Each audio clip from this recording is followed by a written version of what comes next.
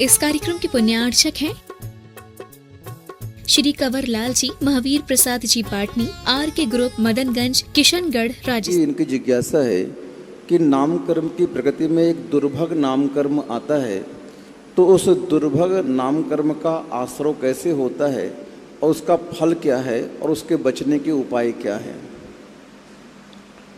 दुर्भग नामकर्म का उदय होता है जब कोई व्यक्ति अच्छे व्यक्ति से घृणा करता है, कषाय भाव करता है।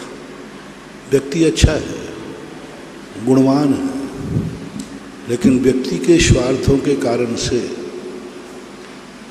वह उनकी प्रशंसा नहीं करता, उनका गुणानुवाद नहीं करता, उनको देख के हर्षित नहीं होता, बल्कि ईर्ष्या करता है, जलता है। उनके दुर्भग नामकर्म का उदय होता है। गुण है उनमें जिसको चाहना चाहिए, लेकिन व्यक्तिगत स्वार्थों के कारण वो हर्षित न होकर के कुढ़ता है, जलता है। तो इसके नाम से दुर्भग नामकर्म के आश्रय का कारण होता है। निर्मल जैन, मिर्ची, अशोकनगर। गुरुवर नमोस्तु। महाराज जी, इनकी जिज्ञासा है कि अनादि अनंत और सादि अनंत में क्या अंतर है? अनादि अनंत बोलते हैं जो अनादि काल से चला आया, अनंत काल तक रहेगा। द्रव्य की द्रव्यता अनादि अनंत है, अभव्य की अभव्यता अनादि अनंत है, जीव का जीवत्व अनादि अनंत है, सृष्टि अनादि अनंत है, क्षय द्रव्य अनादि अनंत है, 14 गुण स्थान मार्गणाएँ ये अनादि अनंत हैं। ये कभी ना मिटी हैं, न उत्पन्न हुए हैं, न मिटेंगे। शादी अनंत वो बोलते हैं आज तक तो नहीं था, अब हो गया, अब कभी मिटेगा नहीं। जैसे सिद्ध भगवान पहले नहीं थे, अब उत्पन्न हो गए, लेकिन कभी मिटेंगे नहीं। इसको शादी अनंत बोलते हैं। स्मिता दिलीप, लातूर, महाराष्ट्र, मोहलकर। आप लोग अपने सरनेम के आगे जैन लिखा करें। जो मोहलकर और अष्टगे वगैरह लिखते हैं ना, इनके आगे जैन लिखना प्रारंभ करें। हमारे बड़े महाराज जी ने कई बार कहा। और अपनी शंका का जो प्रश्न लिखते हैं आप लोग, वो हिंदी में लिखा करें, अंग्रेजी में नहीं लिखे। महाराज जी, इनका प्रश्न है, इनकी जिज्ञासा है कि नंद्यावर्त का क्या अर्थ होता है? नंद्यावर्त का अर्थ क्या है? नंद्यावर्त एक सिंबॉलिक आकृति है। वह आकृति इस सृष्टि की नकारात्मक ऊर्जा को समाप्त करती है और वह अपनी अमरता और शाश्वतता की सुरक्षा करती है। वह नंद्यावर्त के संबंध में एक ऐसी अविनाशी शक्ति है जो उस पवित्र स्थान को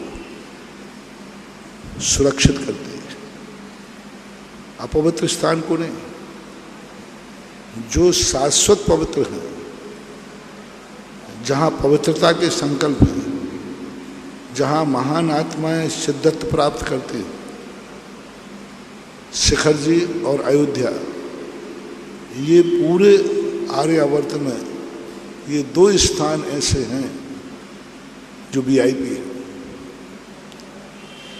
जो पवित्र आत्माओं का जन्म वहीं होगा और निर्माण भी शिखर जी में होगा। ऐसे स्थानों की रक्षा करने की शक्ति रखता है। प्रलय में भी ऐसे स्थानों के अस्तित्व को मिटने नहीं देता, ऐसे स्थान के चिन्ह को मिटने नहीं देता। ऐसा एक नंद्यावर्त शुभ, सगुन, मांगलिक और नकारात्मक शक्ति को निषेध करता है, सकारात्मक शक्ति को रोकता है। महाराज जी, नंद्यावर्त का परोक्ष रूप से लाभ कैसे लिया जा सकता है? नंद्यावर्त का परोक्ष रूप से लाभ कैसे लिया जा सकता है? उसका ध्यान किया जा सकता है। ध्यान करके उसको स्मृति में ला करके ध्यान कर सकते हैं। स्वस्तिक का ध्यान करते हैं, ओम का ध्यान करते हैं, नंद्यावर्त का भी ध्यान किया जा सकता है। श्रीमती नविता जैन, कोटा गुरुवर नमोस्तु। महाराज जी की जिज्ञासा है कि अतिव्याप्ति और व्याप्ति और असंभव दोष क्या कहलाते हैं? अतिव्याप्ति, व्याप्ति और असंभव दोष क्या कहलाते हैं? अतिव्याप्ति, अव्याप्ति और असंभव, व्याप्ति दोष नहीं होता। अतिव्याप्ति और अव्याप्ति। अतिव्याप्ति वो कहलाती है जो व्याप्ति हमने बनाई है, वो व्याप्ति जिनमें घटित होना चाहिए उससे बाहर भी जा रही है, उसमें भी जा रही है। जैसे जीव द्रव्य अस्थिमान है, सही है, जीव द्रव्य अस्थिमान है, सही है, लेकिन जीव ही नहीं, पुद्गल भी अस्थिमान है। जो इस प्रकार की स्थिति ज्ञान चेतना मनुष्य में पाई जाती है, ज्ञान दर्शन मनुष्य में पाया जाता है, ये अतिव्याप्ति दोष है, क्योंकि पशुओं में भी पाया जाता है। अव्याप्ति दोष, जो अपने ही लक्ष्य में पूरा ना पाया जाए। मनुष्य वह है जो मुनि है, जो मुनि है वे मनुष्य। अब मुनि में मनुष्य बना है, लेकिन मनुष्य सारे मुनि हो, अपने अपने लक्षण बनाया। मनुष्य किसे कहते हैं? जो मुनि होते हैं वे मनुष्य होते हैं। अब मनुष्य में मुनि पने का लक्षण बना दिया, श्रावक भी तो मनुष्य है, अपने लक्ष्य में पूर्ण रूप से विद्वान नहीं रहता। असंभव दोष वो कहता है जो है ही नहीं, है ही नहीं। जैसे कह दिया अग्नि ठंडी होती है, गधे के सिंह में सींग, बंध्या के पुत्र, तो ये कुछ आकाश के फूल, गधे के सींग आदि, ये सब असंभव दोष कहलाते हैं, है ही नहीं। और एक असंभव दोष ऐसा भी जो कभी किसी में ही नहीं पाया जाता है, ऐसे भी दोष बन जाते हैं। तो अभव्य को मुक्ति होती है क्योंकि वह जीव है। अब देखना, जो जीव है उसको मुक्ति होती है, जैसे अभव्य। अब अभव्य को मुक्ति होती नहीं, असंभव है। अभव्य में कभी ये व्याप्ति बैठती ही नहीं है, ऐसा। विकास जैन शास्त्री कटनी गुरुवर नमोस्तु। महाराज जी शूद्र जल के बारे में पूछना चाहते हैं कि शूद्र जल क्या कहलाता है? शूद्र जल के संबंध में मुझे आगम में कोई ऐसी संज्ञा देखने में नहीं आई। ये शब्द मुझे आगम में नहीं मिला किसी भी शास्त्र, न श्रावकाचार में न मूलाचार में। बस इतना जरूर लिखा, जो मांसाहारी हैं, शराबी हैं, निम्न स्तर से आजीविका चलाते हैं, निम्न स्तर के लोग भक्षण करते हैं, उनके हाथ का पानी नहीं पीना, उनके हाथ से भोजन नहीं लेना, उनका स्पर्श भी नहीं करना, एक परिवार। तो ये है उसके लिए। अब वो कोई भी हो सकता है। जैनागम के अनुसार शूद्र जो है जाति से नहीं है, आचरण से, कर्म से। ऋषभ देव ने शूद्र बनाया था जो निम्न स्तर के आजीविका के कार्य करें, निम्न स्तर के, वे शूद्र की कोटि में। जिनके कुलों में दीक्षा दी नहीं दी जा सकती, वो तो ले तो सकते हैं, लेकिन आचार्य दीक्षा दी नहीं देंगे, वे शूद्र कुलीन कहलाते हैं। सब कुछ सही था, लेकिन तुम्हारा कुल ठीक नहीं है, तो वो शूद्र कुल की अपेक्षा से माना जाता है। इस वर्तमान में जो शूद्रों की परिभाषा है, वर्तमान में जो भी है सब जाति से बन गए। ऋषभ देव ने कर्म से बांधा था। ऋषभ देव के अनुसार तो बाप क्षत्रिय हो सकता है, बेटा शूद्र हो सकता है, बेटा क्षत्रिय हो सकता है, बाप शूद्र हो सकता है उनके अनुसार। लेकिन आज वर्तमान में हर चीज एक जाति से बन गई, ग्रुप से बन गई। जैन पहले कोई जाति नहीं थी, जैन धर्म था, जैन गुण थे। आज जैन एक जाति बन गई। तो आज वर्तमान परिप्रेक्ष्य में इन सब चीज़ों के निर्णय करना जाति के आधार पर निर्णय है। सरकार ने जिन्हें शूद्र माना है, समाज जिन्हें शूद्र कहती है, वह शूद्र है, चाहे वो कितना ही अच्छा आचरण करे, जैन से भी अच्छा आचरण करे,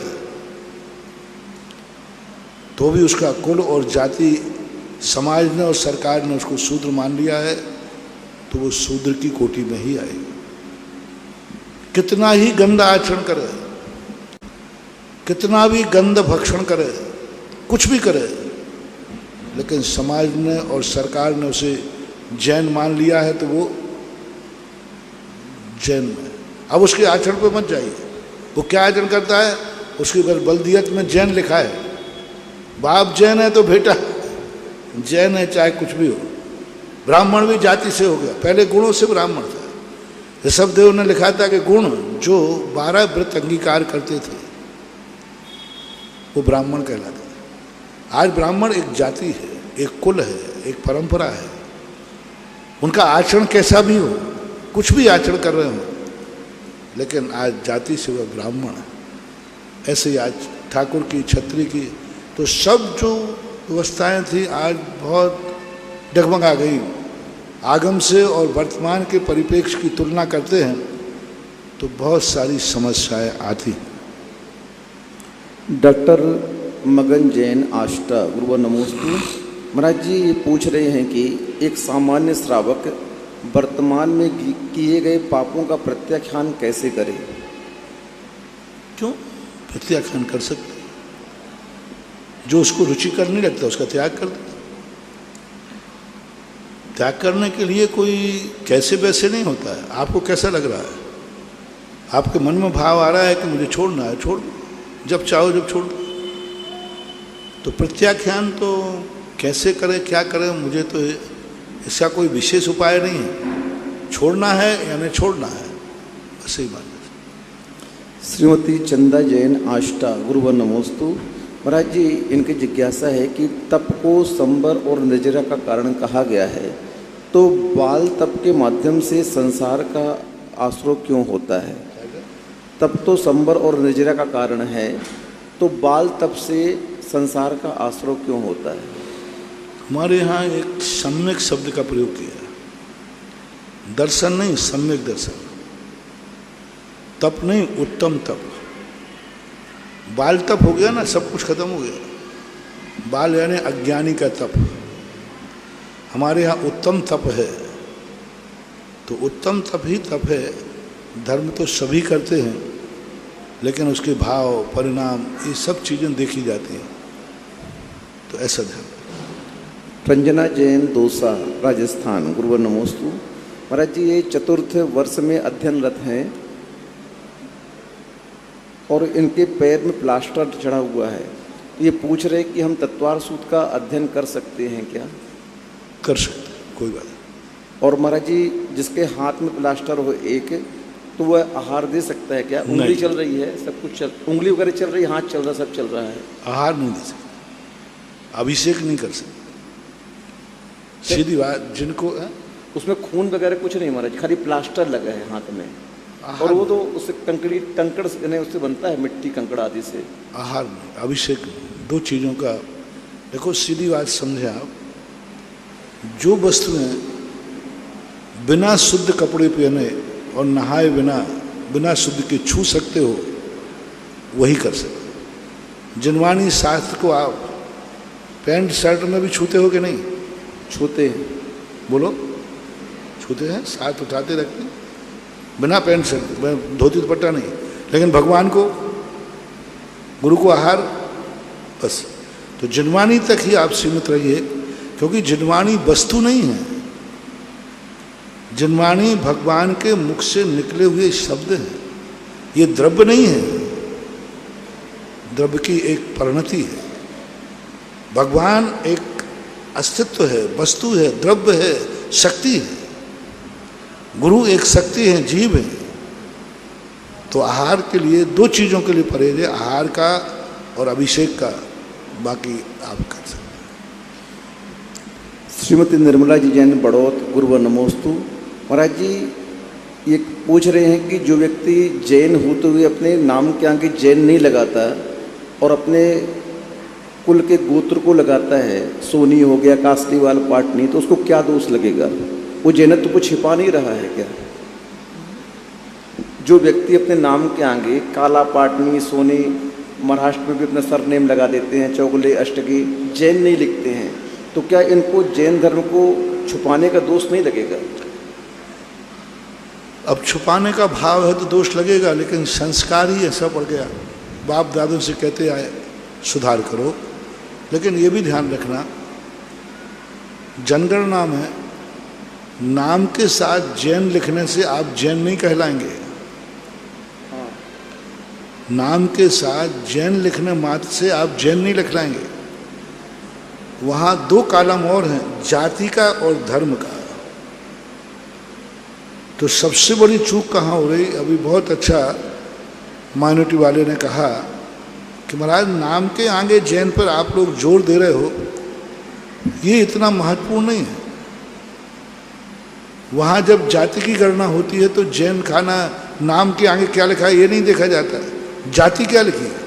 तो आप लोग सबसे बड़ी गलती क्या करते हैं, कई लोग नाम के आगे जैन लिख देते हैं, जाति के खाने में लिखते हैं खंडेलवाल, बघेरवाल, ओसवाल, जायसवाल, पल्लीवाल, परवार, गोलापुरम, गोलालारे, गोल सिंगारे, अष्टके, फष्टके, ये सब जो नाम आते हैं ना, ये जो लिखते हो जाति में, ये सब की सब जाति तुम्हारे लिए सब खतरनाक। सब लोगों ने जैन की एक पिछली गणना में यही हानि हुई, जैन का अभियान चलाया, सब अपने नाम के आगे जैन लिखो, जैन लिखो, जैन लिखो, सब ने जैन लिखी। लेकिन जाति के खाने में जब आए तो सब ने अपनी जाति लिखी। जैसे मैंने कहा, उसने लिखा फलाने चंद जैन, लेकिन जाति में लिखा खंडेलवाल। और मान लो फार्म भरा, उसमें लिखा गोपाल चंद जैन एडवोकेट, वकील लिख दिया, लेकिन जब जाति की बात आई तो उन्होंने लिख दिया बघेरवाल, है ना। तो अब वो जब जाति की गणना की काउंटिंग आएगी तो वो जैन जिसने लिखा है वो जैन में आ जाएगी, बाकी सब सामान में डाल देते। और दूसरा फिर खाना होता है धर्म का। आपका धर्म कौन सा है? जैन धर्म। तो फिर वो धर्म के ये 2 खानों का ध्यान रखो, है ना। जनगणना के समय आपको 3 बातें ध्यान में रखना है। नाम के आगे जैन लिखते हो, गुड, बेटर, बेस्ट, लेकिन सबसे बढ़िया है जाति के खाने में आप लोग ये उपजातियां मत लिखो, उपजातियां मत लिखो। जाति में तो सबको सब जातियां भूल जाओ कि मैं को खंडेलवाल हूं, के बघेरवाल हूं, के अग्रवाल हूं, कुछ नहीं, सब कुछ मत लिखो। जाति में शुद्ध जैन भरो तो जैनियों की सही गणना जब मानी जाएगी। जैन लिखने के बाद जैन जाति की गणना नहीं आई तो वहां कंप्यूटर ने स्पष्ट बोल दिया जाति, जैन जाति की कितनी संख्या है। तो जिन जिन में जैन लिखा था वो बता दिया। उसमें ये थोड़ी पूछा खंडेलवाल कितने हैं, बघेरवाल कितने हैं, ओसवाल कितने हैं, जायसवाल कितने हैं।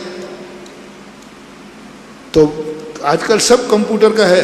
कंप्यूटर में जो पूछा जाए, फार्म में जितने कॉलम हैं सब कंप्यूटर को, एक कंप्यूटर पूछा जाए जाति कितनी, जैन जाति कितनी है, तो जितने जैन लिखे थे जाति में वो आ जाएंगे, बाकी सब सामान में चले जाएंगे। शब्द पकड़ेगा वो, है शब्द पकड़ेगा, शब्द पकड़ेगा। जैसे आपके कंप्यूटर में एक स्पेलिंग गलती हो जाए तो वही बताएगा, फिर वो वही बताएगा। इसलिए सबको 3 बातें प्रश्न आया है। तो जाति के खाने में आप अपनी उपजाति न लिखें। उपजाति आप बने रहें, लेकिन सरकार के रिकॉर्ड में उपजाति नहीं आना चाहिए, सबकी जैन जाति आना चाहिए। दिगंबर श्वेतांबर भी नहीं आना चाहिए, जैन आना चाहिए। ऐसा कोई लोग लिख देंगे तुम्हारी जाति कौन है? श्वेतांबर। तुम्हारी जाति कौन है? दिगंबर। दिगंबर जैन, दिगंबर, तो सब खत्म हो गया। नहीं, आप तो जैन लिखिए, दिगंबर श्वेतांबर भी मत लिखिए। ऐसा मत। प्रमोद जैन, चौगले, जयसिंहपुर, महाराष्ट्र। गुरुवर नमोस्तु। महाराज जी, इनकी जिज्ञासा है कि जो श्रुत के भेद करे गए हैं, उन श्रुत के भेदों में किसी के आगे पूर्व लिखा जाता है, अंग पूर्व। श्रुत के जो भेद कहे गए हैं तो उसके किसी के आगे पूर्व लिखा जाता है और किसी के आगे प्रवाद लिखा जाता है। ये पूर्व और प्रवाद क्या कहलाता है? प्रवाद शब्द जो आचारांग प्रवाद आदि लिखते हैं, प्रवाद का अर्थ है प्रकृष्ट रूप से वचन।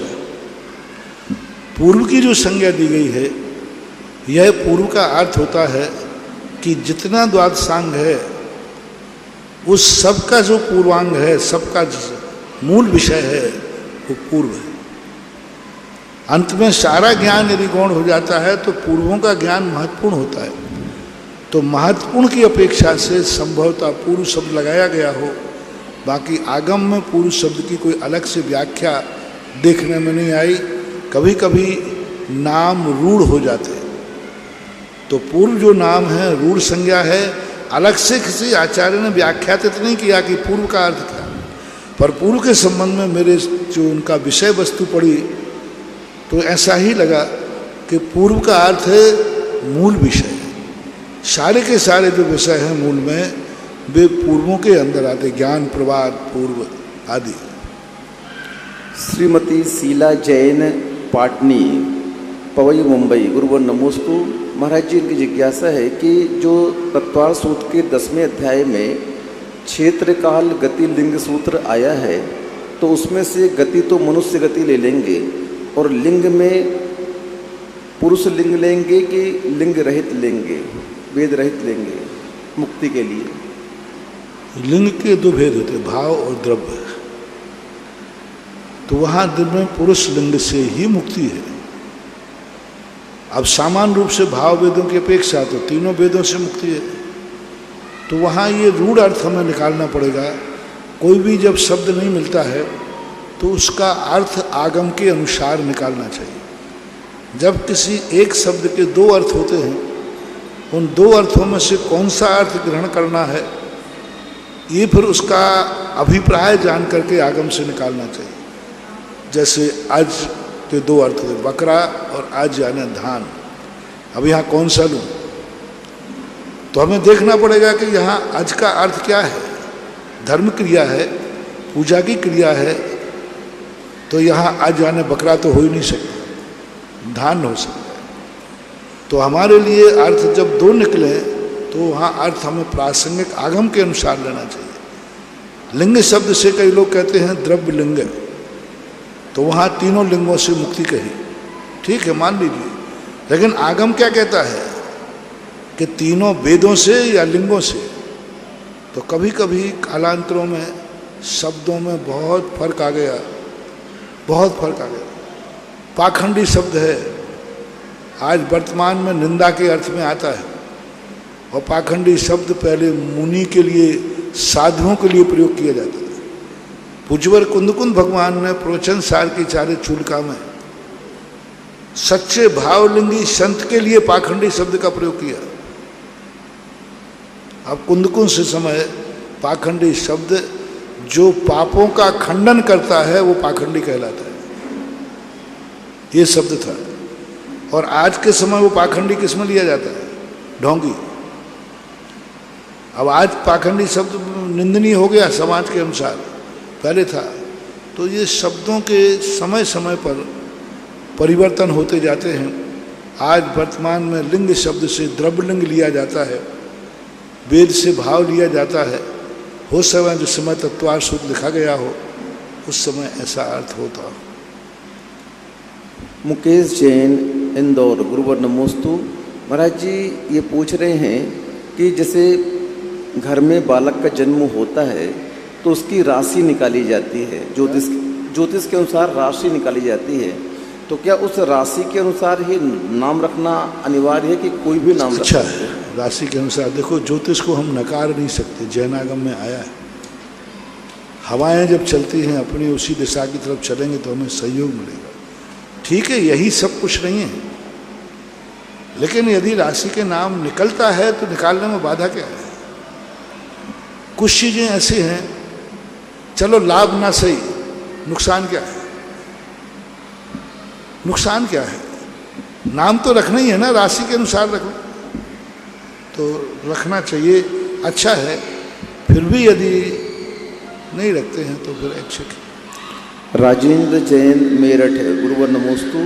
महाराज जी, इनकी जिज्ञासा है चतुर्थ गुण स्थानवर्ती, पंचम गुण स्थानवर्ती और ऊपर के जो गुण स्थानवर्ती साधु हैं उनके चिंतन में और नीचे के चिंतन में क्या अंतर होता है? बहुत अंतर होता है। द्रव्य तो सभी जान रहे, पदार्थ सभी जान रहे हैं, नहीं, तत्व सभी जान रहे हैं। कसाय का, असंयम का एक व्यक्ति चिंतन कर रहा है, लेकिन चिंतन के साथ साथ चारित्र मोहिनी कर्म का उदय होने से खीर सबकी एक सी बनी है। खीर में कोई अंतर नहीं है, बस एक में कंकड़ पड़े हैं और एक बिना कंकड़ की है। दोनों खीर में अंतर नहीं है। खीर सबकी एक सी बनी थी, सबकी एक सी ही बनती है, बस एक में छिपकुली की पूंछ डली थी, एक में थोड़ी मिट्टी डली थी, एक में कंकड़ डली थी और एक कंकड़ से रहित थी। अब दोनों के तीनों के स्वाद में क्या अंतर है? खीर एक ही है कि अलग अलग? एक ही, लेकिन अब खाने में अविरत सम्यक दृष्टि है, लेकिन अविरत रूपी जो कंकड़ उसमें पड़े हैं वो खीर का स्वाद बिगाड़ देते हैं। इसलिए कर्मों की व्यवस्थाएं एक दूसरे से संबंध रखते हैं, गुण एक दूसरे के पूरक होते हैं, कर्म एक दूसरे को प्रभावित करते हैं। इसलिए इनके स्वाद में, इनके चिंतन में बहुत अंतर आता है। वह चिंतन कर रहा है राग से रहित होकर, वह चिंतन कर रहा है राग से सहित होकर। एक व्यक्ति के सामने दो बच्चे हैं, दो में से एक को बचाना है, तो अविरत सम्यक दृष्टि किसको बचाएगा? जो अपना है। और जो वीतराग सम्यक दृष्टि है उसको भी बचाना है, उसको जो हाथ में आ जाएगा उसको बचा लेगा, और वो तो दोनों को बचाने का भाव करेगा। अब देख ला दोनों के कितना चिंतन में अंतर आ गया। तो अविरति जो सम्यक दृष्टि चिंतन करता है वो सापेक्ष करता है, बचाव करता है, संसार के विषय कसायों से मिश्रित करता है। बहुत अंतर है।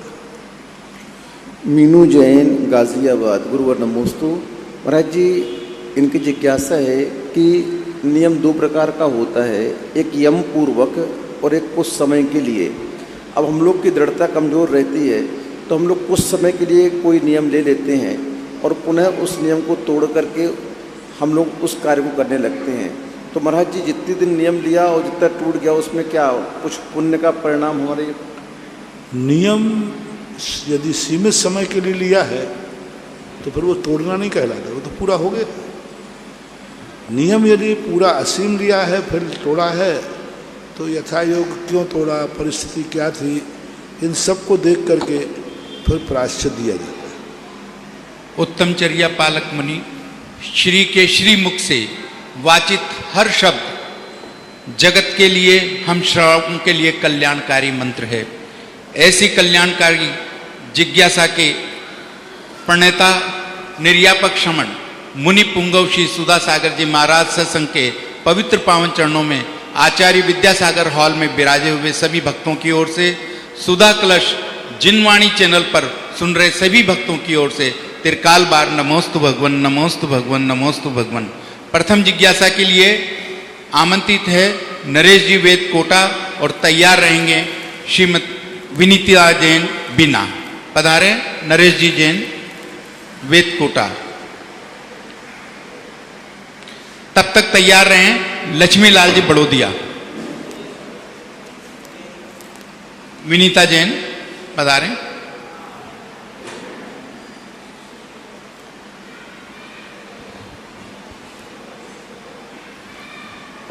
वर्तमान के समंतभद्र परम कृपालु गुरुवर के चरणों में हमारा और हमारे बीना नगर के 12 वर्षीय पाठ्यक्रम परिवार का और पाठशाला परिवार का कोटि कोटि नमोस्तु। महाराज श्री, मेरी जिज्ञासा है कि जो आयु कर्म का क्षय होने पर अवगाहनत्व गुण प्रकट होता है और आकाश द्रव्य का जो सामान्य विशेष गुण है अवगाहनत्व, उन दोनों में क्या कोई विशेष अंतर होता है? बहुत अंतर है। एक आकाश द्रव्य का अवगाहनत्व गुण है, वो उसका अवगाहनत्व गुण मुख्य गुण है। और जीव के अंदर अवगाहनत्व गुण है कि जीव भी जैसे एक वस्तु ने किसी वस्तु को सहारा दे दिया, वो पैक हो गया, अब दूसरी वस्तु आए तो उसको भी सहारा दे, वो द्रव्य आकाश में जाकर के अवगाहित हो गया। अब दूसरा जीव उसी स्थान पर पहुंचेगा। यदि द्रव्य में अवगाहनत्व गुण ना हो जीव में, तो फिर उस स्थान पर दूसरा जीव नहीं आ सकेगा, क्योंकि अवगाहनत्व गुण नहीं है। तो सिद्ध भगवान बनने के बाद एक आत्मा में अनंत सिद्ध परमेष्टि भी समा जाए तो उनको कोई बाधा नहीं होती। अब अपने शरीर में यदि कोई समाए तो जहाँ अपन बैठे हैं यहीं अपन दूसरे को कैसे बैठा ले? इसी शरीर में नहीं बैठा सकते, और जितने बैठेंगे उतना परेशान। लेकिन सिद्ध भगवान के आत्मा में अनंत सिद्ध परमेष्टि समा जाते हैं, पर उनको किंचित मात्र भी बाधा नहीं होती, क्योंकि उनके अवगाहनत्व गुण नाम का गुण प्रकट हो जाता है। और अपन के पास अवगाहनत्व गुण अभी प्रकट नहीं हुआ, इसलिए अपन दूसरे को अवगाहन नहीं दे पाएंगे। इस जगह पे अपन बैठ गए, अब दूसरा नहीं बैठ पाएगा। लेकिन वो सिद्ध भगवान इस स्थान पर बैठे, इसी में अनंत अनंत सिद्ध परमेष्टि बैठ जाते हैं, कोई बाधा नहीं रहती। एक माही अनेक नो, एक अनेक की नहीं संख्या, नमो सिद्ध निरंजनो, ऐसा कहते। नरेश जी वेदकोटा तैयार रहें। शिल्पी जैन गुना। गुरु के चरणों में नमोस्तु महाराज। महाराज जी, पर्युषण पर्व में हम त्याग व्रत वगैरह उपवास करते हैं, तो कई उपवास, अब सबकी शक्ति अलग अलग है, तो कई उपवास 3, 4, 5 उपवास में आवाज़ नहीं आ रही, उपवास में शक्ति कम है। और कोई इसी शक्ति जो 10 ही दिन अपनी नित्यचर्या पूजा पाठ वगैरह सब करते हैं, तो और किसी की शक्ति 4 उपवास में थोड़ा तो पूजा पाठ भी छूट कम हो जाता है, तो दोनों का फल बराबर ही जो मिलता है। 10 उपवास अपने नित्य नियम पूजा वगैरह पाठ वगैरह, किसी ने 10 उपवास किए और किसी की शक्ति 4 उपवास की रही, उसका छूट गया, और वो छूट तो नहीं जाता, पर पूजा पाठ वगैरह नहीं कर पाते, और वो 10 उपवास है तो फल। 2 बातें हैं। पहली बात है कि शक्ति उतनी ही करना जिससे आवश्यक न छूटे। फिर भी थोड़ी बहुत यदि शिथिलता आती है तो चल जाए, लेकिन इतनी शिथिलता आ जाए कि प्राणों की उदीर्णा हो जाए, इतनी शिथिलता आ जाए कि उठते ही नहीं बन रहा है, इतनी शिथिलता आ जाए कि भगवान का नाम लेते ही मुंह नहीं खुल रहा है, और पड़े हैं, लेटे हैं, कूल रहे हैं, कहार रहे हैं और उपवास कर रहे, हाँ कूल रहे, कहार रहे हैं, ऐसे नाटक। तो देखने वाला क्या कहता है कि क्या जैन धर्म है कि प्राण लेने वाला धर्म है? कई उपवास में देखो कैसी हालत हो जाती है, ना खाते बन रहा, ना उठते बन रहा, ना बैठते बन रहा, कुछ नहीं कर पा रहे, और कूलते कढ़ाते और है। अब ऐसी स्थिति में जो नास्तिक है वो जैन धर्म की बहुत बुराई करेगा, हर धर्म की करेगा कि प्राण ले रहा है कि धर्म है। इसलिए वहीं तक करना चाहिए जिसमें हमारे आवश्यक होते रहें, धर्म की अप्रभावना न हो, ऐसा करना चाहिए। आयु कर्म की उदीर्णा न हो, ऐसा ध्यान रखें। शिल्पी जैन गुना। और तैयार रहेंगे सुमन जी दगड़ा ब्यावर। महाराज श्री, मेरे और मेरे परिवार की तरफ से कोटि कोटि नमोस्तु नमोस्तु नमोस्तु। महाराज श्री, मेरी जिज्ञासा है कि जब किसी के घर में गमी हो जाती है तो 3 दिन बाद अपन दर्शन मंदिर कराने जाते हैं, तो जब अपन 3 लोग के नाथ के दर्शन करने जा सकते हैं 3 दिन बाद, तो फिर ये क्यों बोला जाता है कि 13 दिन तक किसी के घर नहीं जाना है, सूतक है? जब 3 लोग के नाथ के दर्शन करने जा सकते हैं तो फिर ऐसा क्यों? मतलब महाराज जी, मेरी जिज्ञासा है। ये रूढ़ियाँ परंपराएं बन गई। जिनेन्द्र देव का दर्शन करने के बाद आगम में शास्त्रों में तो ऐसा कुछ नहीं लिखा कि साल भर यहाँ नहीं जाना, वहाँ नहीं करना, ये नहीं करना। ये सब हमारे यहाँ नहीं है। हमारे यहाँ मोह की प्रणति है। हमारे यहाँ कहा गया अधिकतम किसी वस्तु से राग है तो जघन्यतम 3 दिन। 3 दिन के बाद सारे विकल्प छूट जाना चाहिए। अधिकतम 13 दिन, 12 दिन की म्याद दी है। 12 दिन के बाद फिर किसी भी चीज़ के संबंध में विकल्प नहीं करना चाहिए। विकल्प करते हैं तो हमारी शक्ति छीन होती है, पुण्य का क्षय होता है, और जो जीव गया है उस व्यक्ति की आत्मा को भी शांति नहीं रहती। क्योंकि कोई भी चीज़ है, वो कोई तुम्हारा आत्मीय जन है, वो तुम्हें दुखी नहीं देखना चाहता। यदि तुम दुखी होगे उसको भी दुख होगा, और अपने परिणामों में दुख होगा। तो जैन शास्त्रों में तो ऐसा कुछ नहीं लिखा। आप लोगों की रूढ़ी की परंपरा है कि आप सालों कार्य, धर्म के कार्य छोड़ देते हैं। महिला के यहाँ कोई यदि पति मर गया तो अब वो मंदिर नहीं जाएगी, जाएगी तो सुबह 4 बजे जाएगी छुप करके। अरे भाई, कोई पाप करने जा रहे क्या? कोई देखने ले उस समय जाएगी दर्शन करना। नहीं होना चाहिए, ये रूढ़ियाँ खत्म होना चाहिए। वस्तु स्वरूप का चिंतन करना चाहिए। वस्तु स्वरूप का चिंतन करने से ही हमारे कर्मों का क्षय होगा, अन्यथा नए कर्मों का बंध होता है। सुमन जी दगड़ा ब्यावर और तैयार रहेंगे। महावीर भैया। नमोस्तु महाराज जी, नमोस्तु नमोस्तु नमोस्तु। महाराज जी, मेरी जिज्ञासा ये है, कोई प्रतिष्ठित प्रतिमा पानी में डूब जाए या समझ लो उसमें गंदा पानी भी आ जाए, तो क्या उसे वापस प्रतिष्ठित करने की जरूरत नहीं है? सूर्य मंत्र देने की जरूरत नहीं होती क्या? पानी देखा जाता है, पानी कौन सा है। आकाश का पानी गिरा है, कोई फर्क नहीं पड़ता। अकृत्रिम चैत्यालय के ऊपर जैन आगम में कहा है कि गंगा जब गिरती है तो पूरी गंगा जिनेंद्र भगवान के सिर पर गिरती है। पूरी नदी का पानी सिर पर गिरता है, और वो मूर्ति पूजनीय है, प्रतिष्ठित है, अकृत्रिम है। तो पानी कैसा है? यदि पानी में स्वच्छता है, शुद्ध पानी आया है, तो कोई फर्क नहीं पड़ता मूर्ति के ऊपर। अब कोई अशुद्धि आदि पानी आ जाए, नाली आ जाए, कुछ आ जाए, नाली का पानी आ जाए, तो तात्कालिक अल्प शुद्धि होती है। बाकी ऐसी कोई विशेष फर्क नहीं पड़ता। बाहुबली के ऊपर पानी गिरता रहता है, गिर रहा, कोई फर्क नहीं। महावीर भैया। और तैयार रहेंगे निकिता जैन सागर।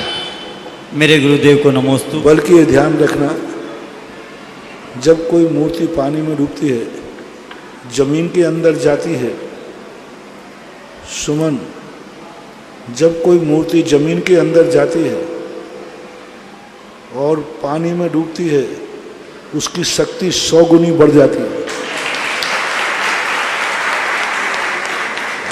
आप जब पानी के अंदर जाएंगे तो आप अपनी पूरी ताकत लगा करके सुरक्षा करेंगे। मूर्ति भी आपने देखा, वही मूर्तियाँ पहले मंदिरों में विराजमान थी, इतना अतिशय नहीं था, इतना पूजी नहीं जाती थी।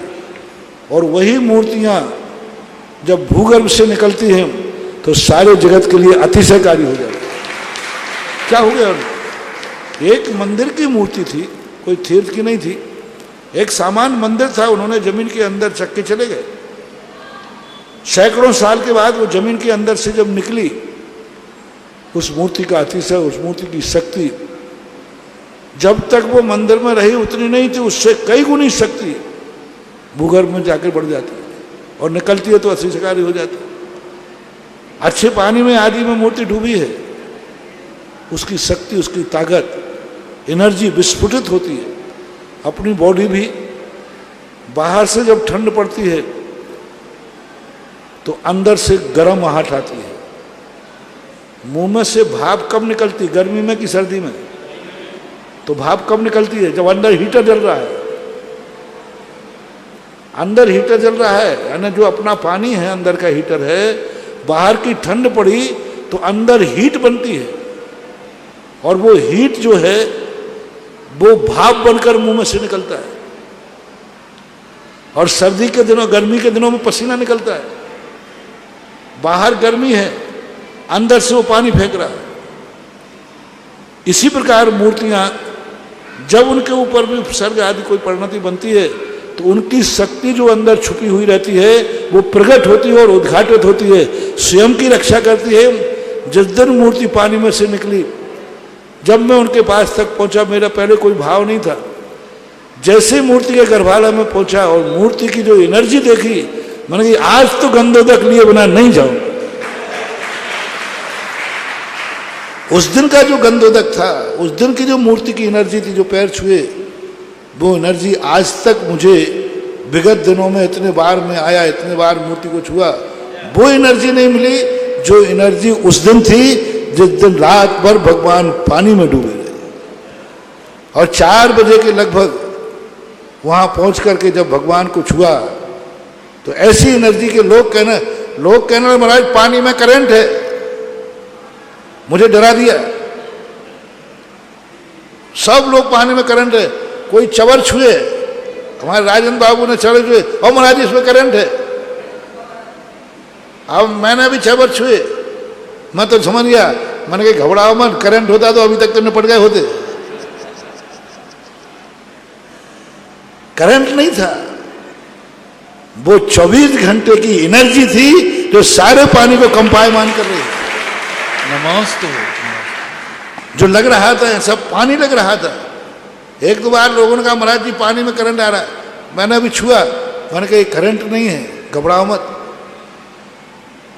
तो मैं करंट लग रहा था और मैं समझ रहा था ये भगवान की ताकत और शक्ति प्रकट हुई।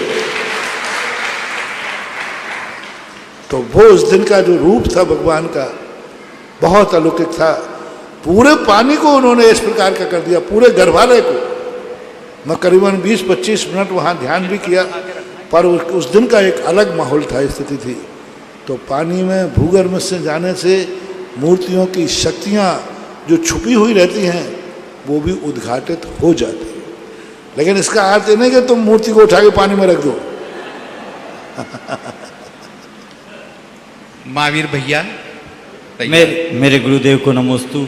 महाराज श्री, ये क्वेश्चन जो डॉक्टर ज्योति जी जैन खतौली से है, उन्होंने नमोस्तु कहा है। गुरुदेव, कल 15 अगस्त 1947 को हमारा देश स्वतंत्र हुआ और ये वर्ष स्वतंत्रता का 75वां हीरक जयंती वर्ष पूरा देश मना रहा है।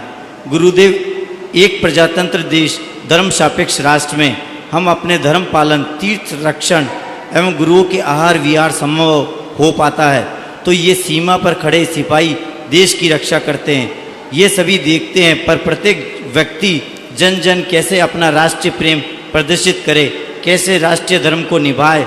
स्वतंत्रता दिवस की इस पूर्व संध्या पर आपका राष्ट्र के नाम पर क्या पूछना चाहते हैं आप बताएं? राष्ट्र के नाम संदेश हीरक जयंती वर्ष पर, क्योंकि पूरी सेना की वजह से अपन धर्म पालन, सेना की वजह से सब धर्म का पालन हो रहा है यहाँ पर, तो सेना के और पूरा देश। बहुत बार इस पर बोल चुके हैं और प्रासंगिक है, तो कल आएगा, तो कल 15 अगस्त भी है।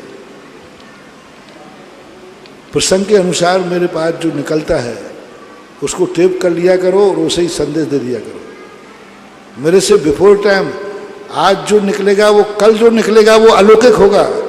आज निकलेगा वो, आज 14 अगस्त है, आज तो जो निकलेगा गुस्से का निकलेगा, क्योंकि आज तो अंग्रेजों की सत्ता है। कल निकलेगा वो आज़ादी का निकलेगा, क्योंकि आज़ाद हुआ था देश। आज तो काला दिवस है, कल पावन दिवस है, कल आज़ादी का दिवस है। निर्यापक जो हमारे देश की जो स्थिति बनती है, वस्तुतः स्वतंत्रता का अर्थ मात्र व्यक्ति को हटाने का अर्थ नहीं है। स्वतंत्रता अर्थ का अर्थ होता है जो हमारी संस्कृति को नष्ट करता है। अंग्रेजों से हमारे लिए इसलिए खिलाफत नहीं थी कि वो अंग्रेज है, इसलिए थी कि वो हमारी भारतीय संस्कृति के खिलाफ थे। भारतीय संस्कृति को नष्ट करने का उनका बीड़ा था। जब संस्कृति को नष्ट करते हैं, करने वाले को हम गलत मानते हैं, तो उस चीज़ से ये तो सब जैन दर्शन भी कहता है। जैन दर्शन सबसे ज़्यादा अपने आप में इस बात को कहता है, स्वतंत्रता वास्तु स्वतंत्र, प्रत्येक वस्तु का अधिकार होता है। और सैनिक आदि जो कार्य करते हैं वो देश को स्वतंत्रता की रक्षा करते हैं। संस्कृति की रक्षा करते हैं, संस्कारों की रक्षा करते हैं, इसलिए वो भी एक प्रशंसनीय है, निंदनीय नहीं है। हमारे मध्य श्रीमान तरुण जी, रजनी जी, अनुराग जी काला, अंकुर आर्यवीर पाटनी मुंबई, आप पधारे हैं। आपने भावना भाई है देवादिदेव श्री महाअतिशयकारी आदिनाथ भगवान की, जिस अभी हमारे पास एक ही सोने की झारी थी, आपने भावना भाई है कि दूसरी तरफ की सोने की झारी 700 ग्राम की आपने पुण्य अर्जन करने का। पधारें सपरिवार और गुरु चरणों में श्रीफल समर्पित करके आशीर्वाद प्राप्त करें। 22 सितंबर को रक्षाबंधन विधान के अंदर नाम आए हैं श्रीमान गुलाबचंद जी सोनी अजमेर, श्रीमती प्रतिभा सोनल जैन मुजफ्फरनगर। एक तरफ से सोने की झारी से अभिषेक होता था और मैं यही सोचता था कि दूसरी झारी किसका इंतजार कर रही है। हाँ, दाने दाने में लिखा है खाने वाले का नाम। एक झारी हुक्म काका हसोरा परिवार ने, तो दूसरी झारी इंतजार कर। हमारा भगवान एकाकी तो नहीं रहेगा। आज तरुण जी ने बोला आशीर्वाद बहुत अच्छा। श्री अनुज ऋषभ जैन रोहाना, आप सभी ने 22 सितंबर को श्रमण संस्कृति रक्षा दिवस पर श्रीफल भेंट करने का पुण्य अर्जन किया है। जो भी महानुभाव पुण्य अर्जन करना चाहें 15,000 रुपए की राशि निर्धारित की गई है। 700 श्रीफल से अर्घ समर्पित होंगे मुनिश्री के श्रीमुख से, जिसका जिनवाणी चैनल पर सीधा प्रसारण होगा दोपहर में 1 बजे से। निकिता जी सागर, निर्यापक श्रमण मुनि पुंगव श्री 108 सुधा सागर जी महाराज के चरणों में मेरे और मेरे परिवार की ओर से कोट सा नमोस्तु नमोस्तु नमोस्तु। गुरु, और मेरी शंका यह है कि स्वप्न में भगवान का चलते हुए दिखना, भगवान का चलते हुए दिखना, बातें करना और बारिश होना, और सपने में नमोकार मंत्र पढ़ते हैं जोर जोर से, लेकिन उसमें आवाज़ नहीं निकलती। महाराज जी, यह किस बात की सूचक है? स्वप्न में भगवान का चलना किस मुद्रा में चल रहे हैं? खड़गासन में। खड़गासन में चल रहे हैं तो उनकी मुद्रा देखी जाती है, शेप देखा जाता है। भगवान का विहार शुभ होता है, भगवान की विहार मुद्रा देखना शुभ होता है। लेकिन वो नाचते हुए चल रहे, टेढ़े चल रहे, विद्रूप दिख रहे, हंसते हुए दिख रहे, तो इन सब चीज़ें देखी जाती हैं। सामान्य यदि सौम्य मुद्रा है, सही है, तो शुभ है। अब उसमें स्थितियाँ देखी जाती कि स्वप्न कैसा है, तब देखे। और स्वप्न में आकृति नहीं देखी जाती, स्वप्न किस समय देखा गया है ये देखा जाएगा। स्वप्न के समय नक्षत्र कौन सा है ये देखा जाएगा। स्वप्न के समय तिथि कौन सी है ये देखा जाएगा। स्वप्न के समय व्यक्ति स्वस्थ है या बीमार है, डिप्रेट है, टेंशन मुक्त है। स्वस्थ व्यक्ति, अच्छे मन से जो व्यक्ति रहता है, उसके स्वप्न के सही होने के बहुत सारे कारण हैं। बाकी दिन भर रात भर, कोई लोग तो रोज कोई स्वप्न देखते हैं, वे स्वप्न विकृति है ऐसा। महाराज श्री नमोकार मंत्र पढ़ते हैं जोर जोर से, लेकिन आवाज़ नहीं निकलती। नमोकार मंत्र जोर जोर से पढ़ते हैं बट आवाज़ नहीं निकलती। कोई बात नहीं। तैयार रहेंगे डॉक्टर हुकमचंद जैन कोटा। भक्ति कलश में आज नाम आए हैं हमारे पास में। 1,11,111 रुपए की राशि से पुण्य अर्जन किया है श्रीमती राजुल, पत्नी स्वर्गीय श्री नेमीचंद जी जैन, नादोती करौली वालों ने। दूसरा भक्ति कलश श्री अजित जी सुशीन, ललित, मनोज, नैना, देवेंद्र, डॉक्टर रुचिर उदयपुर वाले जैन सोनी परिवार ने। अगर पधारे हैं यहाँ पर, सोनी परिवार से डॉक्टर हुकमचंद जी जैन। नमस्तु महाराज, नमस्तु महाराज, नमस्तु महाराज। सबसे पहले तो मैं आपके वैज्ञानिक चिंतन और उसके विमर्श को साष्टांग दंडवत प्रणाम करता हूँ, नमस्तु करता हूँ। मेरे छोटे से 2 प्रश्न हैं महाराज साहब। एक तो ये है कि जैसे गांधी की हत्या हुई, जॉन एफ कैनेडी की हत्या हुई, ये लोग शायद पवित्र ही लोग थे। और जैसा आपने बताया अभी थोड़ी देर पहले कि शायद कहीं उनकी शायद ज़्यादा जरूरत नहीं हो, अथवा उनके पुण्य कर्मों में इतना भार आ गया कि उन्हें कहीं दूसरी जगह ले जाना पड़ा। तो एक प्रश्न तो यह है महाराज साहब कि इस तरह से जो पवित्र लोगों की, क्योंकि गांधी 20वीं शताब्दी के एक पवित्रतम व्यक्तियों में शायद रहे हैं, इसलिए मेरा निवेदन है, ये मेरे एक लंबे समय से मेरे मन को ये प्रश्न झकझोरता रहा। और दूसरा प्रश्न महाराज साहब ये है कि पहले प्रश्न स्पष्ट नहीं समझ में आ रहा है, क्या बोलना चाहते? मैंने ये बोला महाराज साहब कि जो लोग जैसे गांधी थे, कैनेडी थे, इनकी हत्या हुई, गांधी जी की, हाँ, तो क्या इनकी ज़्यादा जरूरत कहीं और थी, जबकि ये पुण्य प्रवृत्ति के व्यक्ति थे? तो इनका कहीं दूसरी जगह जरूरत थी, जबकि उनका पुण्य जो था तो ऐसा क्या कारण रहा? बहुत जबरदस्त थी, लेकिन उनकी हत्या क्यों की गई? जबकि वो उसका क्या कारण रहा? समझ गए। गांधी जी का जो अभी चर्चा कर रहे थे, हमारे तरुण जी हैं, इनकी बिटिया थी, वो आकस्मिक बीमारी से ऑफ हुई, तो यही चर्चा कर रहे थे। अकाल में मरने वाले का ये मत समझो कि उसके पाप का उदय था। अकाल में मरण करने का ये भी कारण हो सकता है कि उसके पुण्य का विकास था। किसी व्यक्ति का ट्रांसफर दो तरीकों से होता है। एक करप्शन करता है इसलिए कहते हैं इसको यहाँ से हटाओ, लेकिन जब कोई का प्रमोशन होता है तो वो अच्छा कार्य करता है इसलिए उसका प्रमोशन होता है। अपन सोचते हैं कि व्यक्ति छोटी उम्र में चला गया, हो सकता है थोड़ी दिन के लिए वो अपने कर्म का नियोग पूरा करने आया हो और नियोग पूरा करके आगे चला गया हो। थोड़ा रुकना था, उसको रुक गया, उसके बाद वो सहयोग पूरे किए कर नहीं सकता, क्योंकि उतने समय तक रुकेगा तो उसकी गति रुक जाएगी। तो जाने वाले का बहाना कुछ भी हो सकता है। हमारे साधु संतों की भी हत्याएं हुई, अकाल मौत हुए। 500 मुनियों को घानी में पेला गया, 500 मुनियों को घानी में पेला गया। शालनी खा गई, कितनी बुरी मौत हुई। सुकोसर महाराज की मौत देखो कितनी बुरी हुई। मुनिराज थे, चौथा काल था, मौत कैसी बुरी हुई सुकुमार की, सुकोसर की। शालनी मांस नोच नोच करके खा रही है और पूरे शरीर को क्षत विक्षत कर दिया। कितनी बुरी मौत है।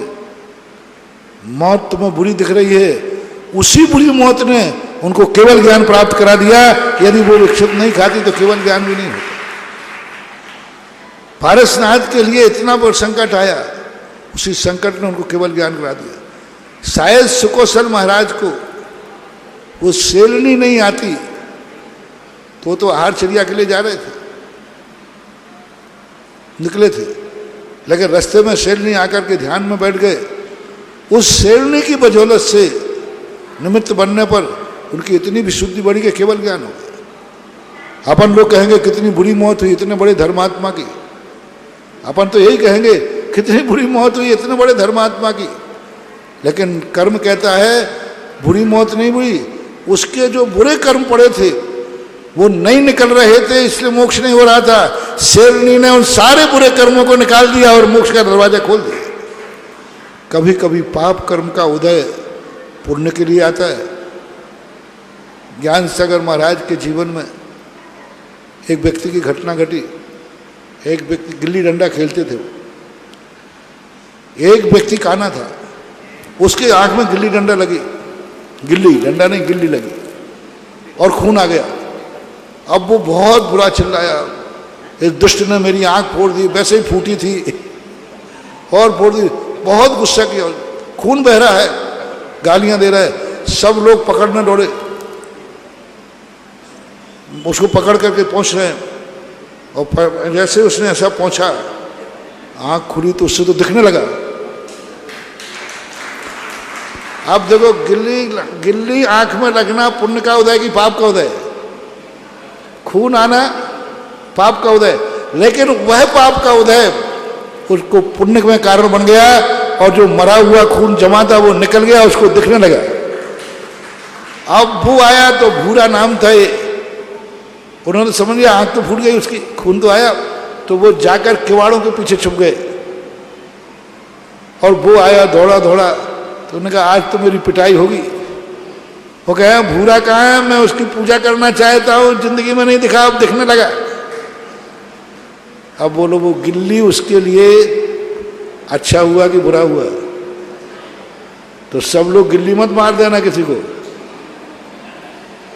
कभी कभी ऐसा होता है, तो कभी कभी अशुभ कर्मों के उदय गांधी जी का, इसलिए महाभारत में एक प्रसंग शायद आपने देखा होगा कि सत्यवती नाम की एक शांतनु की पत्नी थी, जिसके कारण से गांगेय ने ब्रह्मचर्य व्रत लिया था। वो उसके नाम में कोई फर्क हो सकता है। जब महाभारत होने वाला था, तांडव नृत्य होने वाला था, तो उनका एक शिष्य आते हैं और कहते, माता अब चलो, तुम कुरु वंश में जो होने वाला है तुम देख नहीं पाओगे, इस संसार में जो होने वाला, तुम तो बहुत पुण्यात्मा, ऊपर चले जाओ। इसी प्रकार से बहुत सारे जीव आते। गांधी जी को इसलिए इस कर्म ने कहा, अब तुम इस देश में मत रखो, इस आजाद देश में वो होने वाला है जो तुमने गुलाम देश में भी नहीं देखा होगा। नेताओं में भ्रष्टाचार, राजनीति, जो कल्पना से तुमने ये देश को आजाद किया है वो तुम नहीं देख पाओगे, तुम बहुत दुखी होगे। तुमने आजाद किया है क्या के लिए? हमारा देश सुनहरा हो, बहुत अच्छा हो, सुख शांति हो, और वो तुम्हें नहीं मिलेगा तो तुम दुखी होगे। इसलिए कर्म ने कहा, गांधी जी खिसको यहां से, अपना काम हो गया, अब जो होने वाला है वो तुम नहीं देख पाओ। तो हो सकता है गांधी जी की पुण्य का उदय हो, इस कारण से उनका प्रमोशन होकर के अब कोई ना कोई बहाना, मौत तो कोई बहाना ढूंढती है। अच्छे अच्छे लोगों को हुआ इस मौत में, चाहे साधु हो, चाहे संत हो, चाहे कोई भी हो, सबके जीवन में घटित होती है। पर इसको अशुभ ही नहीं मानना चाहिए, शुभ भी होती है। छोटा सा प्रश्न और है, एक छोटा सा प्रश्न है मेरा, छोटा ये कि महावीर स्वामी ने 12 वर्ष तपस्या की, केवल्य ज्ञान प्राप्त हुआ, तो क्या उनको उनके जीवन काल में ही लोगों ने, संसार ने, भारत ने भगवान ही मान लिया था या महामानव माना था? उनके 12 वर्ष के अंदर तो भगवान तो उनकी घोषणा पहले हो चुकी थी। उसी दिन हो गए थे, गर्भ में आने के 6 महीने पहले ही उनको भगवान का रूप ना मान करके भगवान बनेंगे ये गारंटी कार्ड थी। एक बालक होता है, जो बालक को कह दिया जाता है ये राजा बनेगा, तो उनकी तीर्थंकर बनने की घोषणा हो गई थी, लेकिन भगवान को रूप नहीं माना था। जैन दर्शन में तीर्थंकर भी क्यों ना हो, जब तक बनेंगे कल, लेकिन वर्तमान में तीर्थंकर की पूजा होगी। नभी सिद्ध जदो बत्थ धरो जह भी हो तिथेरो नग्गो विमुख मग्गो से साव मज्ञा होती। तीर्थंकर भी क्यों ना हो, जब तक वो वस्त्र धारण किए हैं तब तक उन्हें भगवान नहीं माना जा सकता, पूजा नहीं जा सकता। 12 वर्ष की मुनि दीक्षा के बाद वे मुनि महाराज कहलाए, भगवान नहीं कहलाए। भगवान के नाम से देवों ने पूजा नहीं की, मनुष्यों ने मुनि के नाम से की है। इसलिए जैन दर्शन भगवान को उसी दिन मानता है जिस दिन वो भगवान के पद पर अधिष्ठित हो जाते हैं। केवल ज्ञान होने के बाद फिर सारे जगत ने उनको भगवान माना और 30 वर्ष तक भगवान बनकर के इस भारत वसुंधरा के ऊपर उन्होंने विहार किया। 30 वर्ष तक घर में रहे, 12 वर्ष तक साधु अवस्था में रहे और 30 वर्ष तक उन्होंने भगवान के पद पर बैठकर सारे जगत को संदेश दिया। कुल उम्र उनकी 72 वर्ष की थी, ऐसा मानना चाहिए।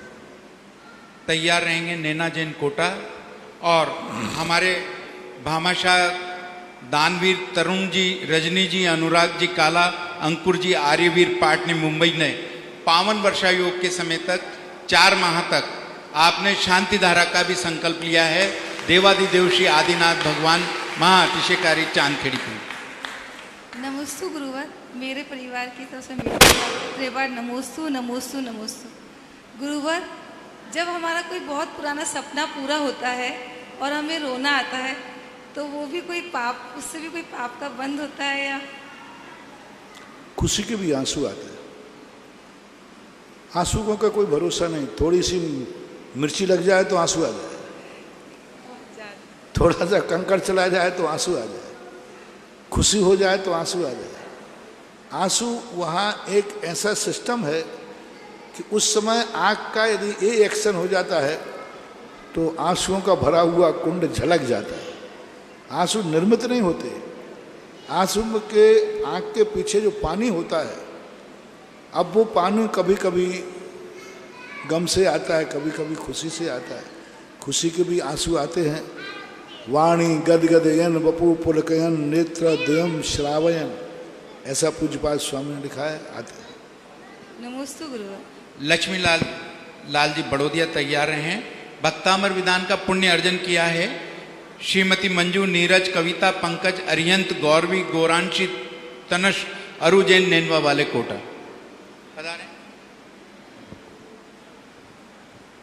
महाराज श्री को मेरा बारंबार नमोस्तु नमोस्तु नमोस्तु बड़ोदिया जैन समाज की ओर से नमोस्तु नमोस्तु। महाराज जी, मेरा प्रश्न ये है कि स्वस्तिक चिन्ह का क्या महत्व है? स्वस्तिक चिन्ह जो लगाते हैं, स्वस्ति स्वास्थ्य एक मंगल आरती है। अभी मैंने नंद्यावर्त के समय में कहा था, कुछ आकृतियां ऐसी होती हैं जो शुभ सगुन के रूप में मानी जाती है। स्वस्तिक की आकृति और नंद्यावर्त की आकृति है, वो देखने मात्र से ही हमारे मन में एक अलग प्रकार की शुभ तरंग उठती है। देखने मात्र से, ध्यान करने मात्र से, तो उसकी एक आकृति इस ढंग से बनाई गई है कि वह अपने आप में शुभ सूचक होती है, इसलिए एक मंगल के रूप में माना गया। तैयार हैं सीमा जैन जयपुर और अंतिम जिज्ञासा के लिए आरव जैन। सीमा जैन जयपुर शीघ्र पधारें और आरव जैन।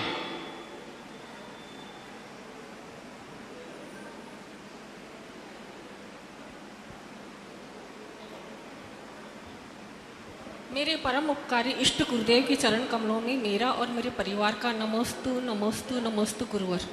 गुरुवर, मेरी जिज्ञासा है कि अगर किसी जीव के लोभ कषाय की अधिकता है तो क्या उसके मायाचारी भी होगी? और लोभ कषाय की अधिकता और मायाचारी से क्या उसके जीवन में प्रभाव पड़ेगा? वर्तमान जीवन में भी प्रभाव पड़ेगा और आगामी जीवन पर इसका क्या प्रभाव पड़ेगा?